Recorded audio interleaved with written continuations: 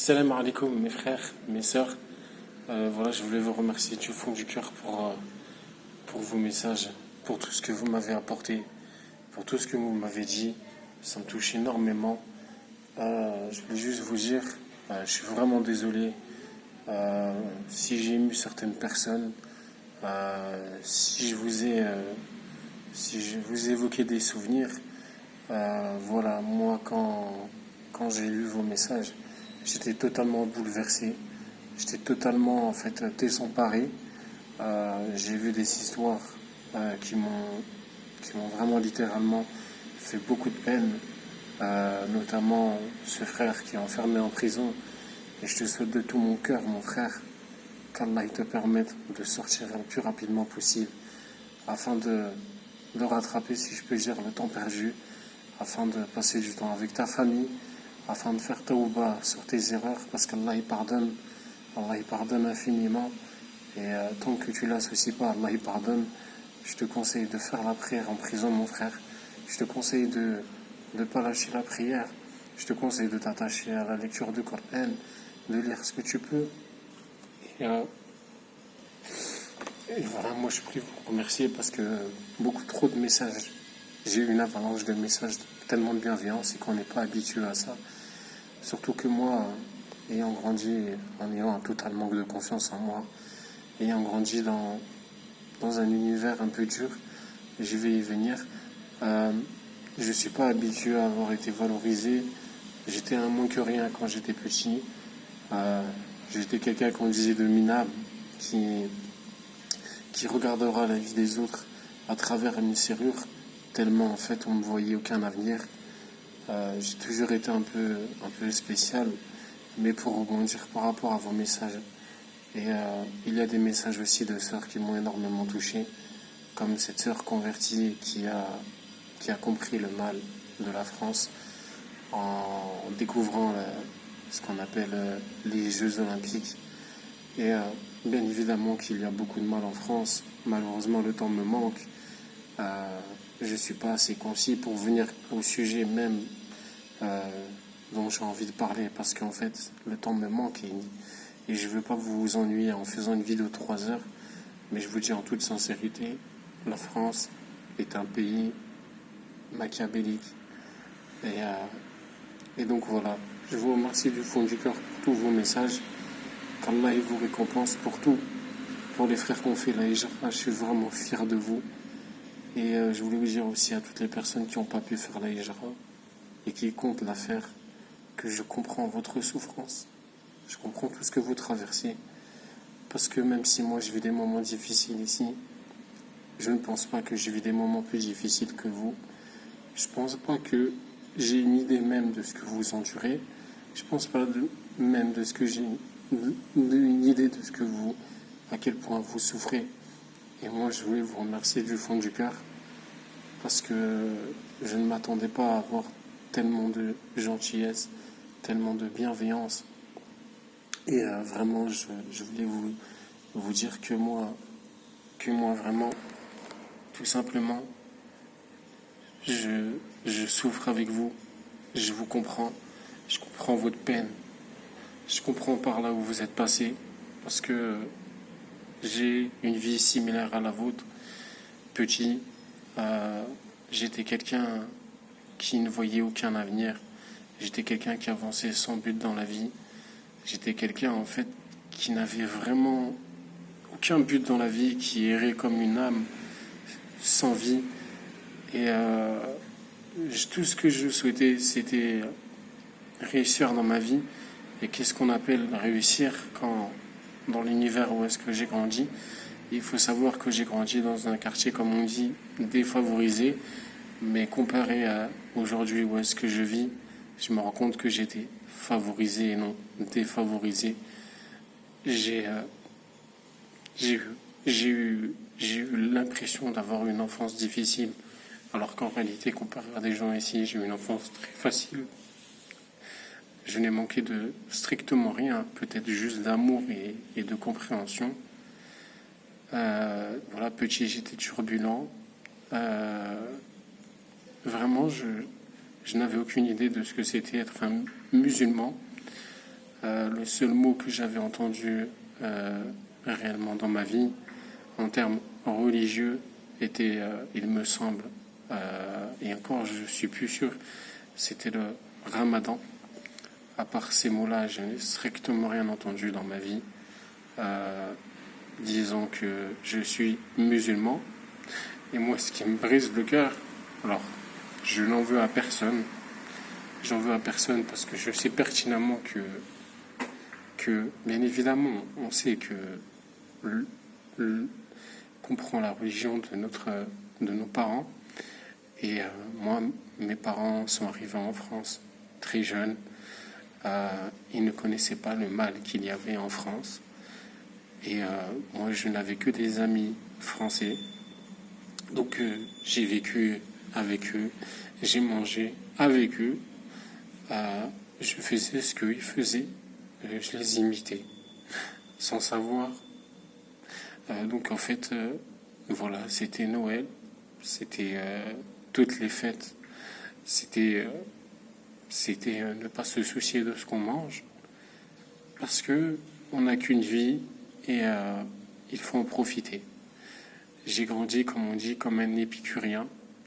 J'ai grandi dans l'ignorance la plus profonde. J'étais dans les bas-fonds des égouts de l'ignorance. Alors pourquoi je vous dis tout simplement ça? C'est parce que personne ne s'attendait en arrivant en France ou du moins ma famille, à arriver à ce stade de délaissement de la religion, des préceptes de l'islam, de tout ce qui peut combler un cœur, de tout ce qui peut nourrir une âme. Je n'ai jamais vu la prière, je n'ai jamais entendu le Coran, je n'ai jamais entendu parler des compagnons de notre prophète, sallallahu alayhi wa sallam. J'ai grandi comme des gens qu'aujourd'hui je vois de loin et je me dis à quel point ils doivent être malheureux. Et Allah, il est témoin que tout ce que je vous dis, c'est simplement en fait vous faire parvenir un message. Et même si dans ma vie, je n'ai strictement rien accompli, comme on me disait dans mes études, j'étais en échec scolaire. Je suis quelqu'un qui avait beaucoup de difficultés à l'école. Toutes mes rédactions étaient hors sujet. J'étais quelqu'un qui écrivait derrière ses copies. J'ai appris ma leçon, mais je ne me souviens pas du cours. J'ai toujours été quelqu'un d'à part, quelqu'un qui est différent, comme sûrement nous tous, comme sûrement vous tous. Et la France m'a donné un rôle, ou du moins m'a donné l'illusion d'un rôle, qu'en fait, tout simplement, pour être heureux dans cette vie, il ne faut que regarder ce qui se passe dans cette vie. Et je regardais le ciel, et qu'est-ce qu'on me disait? On me disait, tu vois là-bas, mon fils, tu vois là-bas, des voisins, des amis, des connaissances, tu vois là-bas, c'est la maison du Père Noël. On m'a initié à associer, on m'a initié à des mensonges. Quand j'étais petit, je perdais une dent. On me disait, tu vois demain, tu regarderas sous le coussin et tu verras quelque chose. Et petit, j'allais regarder derrière ce coussin pour voir ce qu'on disait, comme la petite souris, qu'est-ce qu'elle a mis quand tu perds une dent. Et j'ai cru que cette petite souris, en réalité, elle existait et qu'elle venait déposer de l'argent. Et je me rends compte en fait à quel point la France m'a fait du mal. Et quand je pense à ce frère enfermé, je me dis qu'aujourd'hui, ça pouvait être moi. Je me dis qu'aujourd'hui, j'avais tout pour finir comme ce frère. Et je me dis qu'en fait, ce qui arrive aux autres peut m'arriver à moi. Et je vous dis la vérité, je ne m'étais pas rendu compte. Parce qu'en fait, d'un péché, on amène un autre. Qui vole un œuf, vole un bœuf. J'ai côtoyé des personnes qui n'étaient pas forcément fréquentables. Mais j'ai jamais compris qu'est-ce que c'était une personne fréquentable. Les seules choses que je savais, c'est que quand tu fais du bien, tu récolteras du bien. Et quand tu fais du mal, tu récolteras du mal. Pourquoi je vous dis tout ça? Je vous dis tout ça parce que je vous comprends. Je vous comprends. Je sais par quoi vous êtes passé. Et je sais par quoi vous êtes en train de passer. Et je sais par quoi vos enfants vont passer. C'est un message du fond du cœur. Quand je suis posé, je peux plus réfléchir à ce que je dis. Donc je suis beaucoup moins dans l'émotion. Je suis plus dans le factuel. La situation en France est un grand piège qui peut vite se refermer sur vous. Moi qui n'ai eu aucune structure religieuse, où est-ce que je pouvais terminer? Où est-ce que je pouvais terminer? Parlons de l'école. On m'a appris à donner la main aux petites filles. On m'a appris en fait tout simplement que pour être heureux dans la vie, il faut fréquenter une fille. Il faut la découvrir. Qu'avant de se marier, il faut consommer. Que aller en boîte de nuit, c'est une chose qui est tout à fait normale à notre époque. Que consommer de l'alcool, c'est une chose qui est tout à fait normale à notre époque. Alhamdulillah, Allah m'a épargné de beaucoup de ces mal.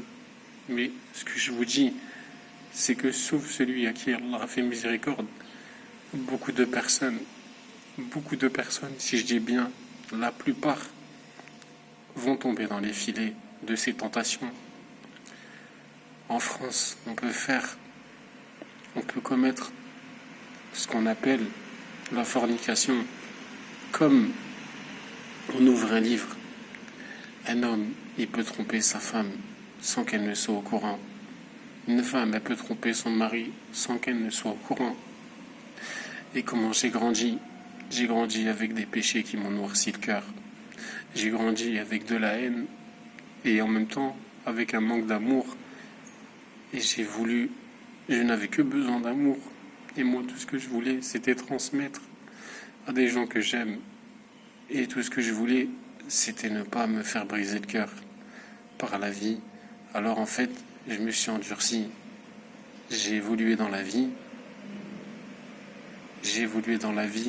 En ayant ce qu'on appelle un caractère. Mais en réalité, un caractère, c'est simplement une noirceur dans le cœur. Mon cœur était certainement plus dur que les pierres. Et j'avançais sans but. Et au fur et à mesure des années, plus j'ai grandi, et plus mon cœur s'est endurci. Jusqu'à ne plus ressentir d'émotion. Jusqu'à ne plus comprendre et ne faire la différence entre le bien et le mal. La France m'a complètement formaté. Et voilà qu'on passe de la maternelle au lycée.